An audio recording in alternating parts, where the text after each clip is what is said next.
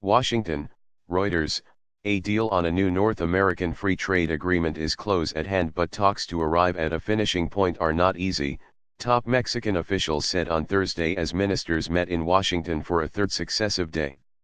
Negotiators from the United States, Mexico, and Canada have been working relentlessly for weeks to clinch a deal, but major differences remain on contentious topics such as autos content.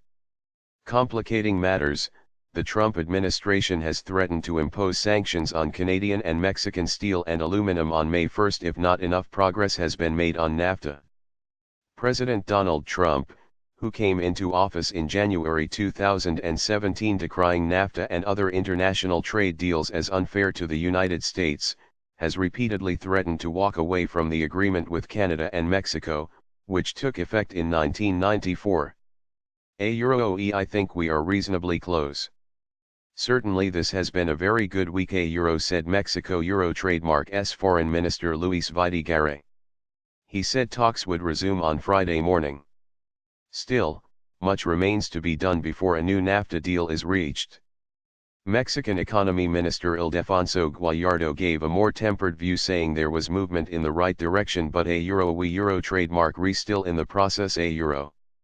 Earlier in the day, after a meeting with U.S. Trade Representative Robert Lighthizer, Guajardo told reporters, it is going, ETA trademark going, but not easy, too many things, too many issues to tackle. Now underway for 8 months, the talks to revamp the accord underpinning $1.2 trillion in trade entered a more intensive phase after the last formal round of negotiations ended in March with ministers vowing to push for a deal. Lighthizer is due to visit China next week, and when asked if a deal was possible before the USTR left, Guajardo said, it will depend on our abilities and creativity. We are trying to do our best, but there are still a lot of things pending. Although Washington is keen for an agreement soon to avoid clashing with a July 1 Mexican presidential election, the three NAFTA members remain locked in talks to agree on new rules governing minimum content requirements for the auto industry. Still, Canadian Foreign Minister Chrystia Freeland rejected the notion that discussion of the so-called rules of origin for the automotive sector was holding up the process. Freeland said the autos conversation was not a legitimate but underscored that more work needed to be done as it was a very detailed issue. This is a week when very good, significant progress is being made on rules of origin for the car sector.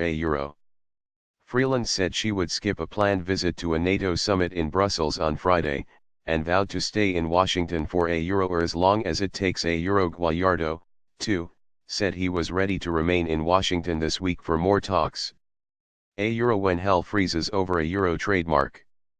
The three sides are also trying to settle disagreements over U.S. demands to change how trade disputes are handled, to restrict access to agricultural markets, and to include a clause that would allow a country to quit NAFTA after 5 years. Bosco de la Vega, head of Mexico Trademark's National Agricultural Council, the main farm lobby, said he believed the three would be able to reach an agreement on agricultural access. But the auto sector rules were still contentious, he added. Trademark's the most important issue there. He said, adding that he had earmarked May 10 as the deadline for a quick deal. U.S. negotiators initially demanded that North American-built vehicles contain 85% content made in NAFTA countries by value, up from 62.5% now. But industry officials say that has been cut to 75%, with certain components coming from areas that pay higher wages. The United States initially floated proposals on $15/$16 an hour, total content of the car assembly at about 30% of the cost of the car. Now they are talking about increasing the 30%. Jerry Dias, president of Unifor, the largest Canadian private sector union, said of the proposal to build certain parts in higher wage areas. Washington is still calling for the elimination of the so-called Chapter 19 dispute mechanism, a move that Ottawa has rejected, said Dias. That will happen when hell freezes over. Lawmakers in the dark. Earlier on Thursday, a group of Democratic U.S. congressmen said they were frustrated with a lack of information from USTR about the trade negotiations and said this could cost Trump support for a NAFTA deal. Or if their strategy is based upon not sharing what is happening with negotiations. I would suggest that their tactics are wrong and they shouldn't trademark take any votes for granted, said Representative Rick Larson of Washington State.